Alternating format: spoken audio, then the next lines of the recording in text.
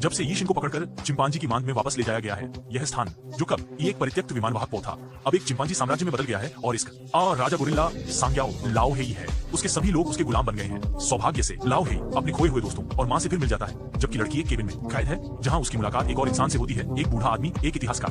जब उनकी सांग्याओ को सीखने का शौक है, इसलिए वह उसे सोने से पहले कहानियां सुनाने की लोटी अपने पास रखता है। सांग्याओ जानता है कि केबिन में इंसानों के राज छिपे हैं, इसलिए वह उसे खोलने की हर संभव कोशिश करता है। दुर्भाग्य से स्टील का दरवाजा इतना मजबूत है कि बारूद भी उसे नष्ट नहीं कर सकता।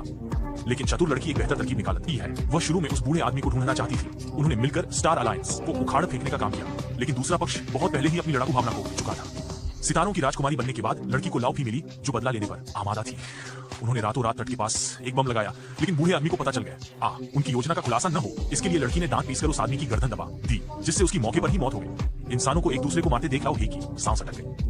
फिर लड़की ने गोरिल्लाओं को समुद्र के किनारे चट्टानों पर चढ़ाया, टूटे हुए पंखे से सफलतापूर्वक केबिन में घुस गई। लड़की जाहिर तौर पर इलाके से अच्छी तरह वाकिफ थी। वह कंप्यूटर रूम में गई और जरूरी डेटा से भरी एक हार्ड ड्राइव और कई उपयोगी हथियार ले गई। लाओ हेई और उसके आदमी एक इंसानी हादसे से जलकर खाक हो जाए आने के बाद लड़की को आखिरकार गुदा खोलने का स्विच मिल गया। फिर उसने लाओ हेई को चेतावनी दी कि वह अपने लोगों को जल्दी से वहां से ले जाए, क्योंकि वो उसे उठाने की योजना बना रहा था। जैसे ही गुदा धीरे धीरे खुला, उसकी अचानक सांग्याओ से मुलाकात हो गई। अपनी आंखों के सामने जिस खजाने की उसे चाहत थी, उसे देखकर वह बेहद उत्साहित हुआ, लेकिन जल्दी ही शांत हो गया और लाओ हेई के दोस्त को बंधक बनाकर उसे आत्मसमर्पण करने पर मजबूर कर दिया।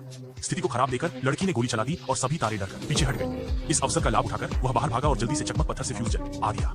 एक जोरदार विस्फोट के साथ तटीय बांध पूरी तरह से ढह गया और समुद्र तुरंत उमड़ पड़ा। तारों के पास भागने का कोई रास्ता नहीं था और वे सभी उफनते पानी में डूब गए। केवल लाओ हेई ही अपने लोगों को एक गुप्त मार्ग से ले गया और सफलतापूर्वक बचा लिया गया।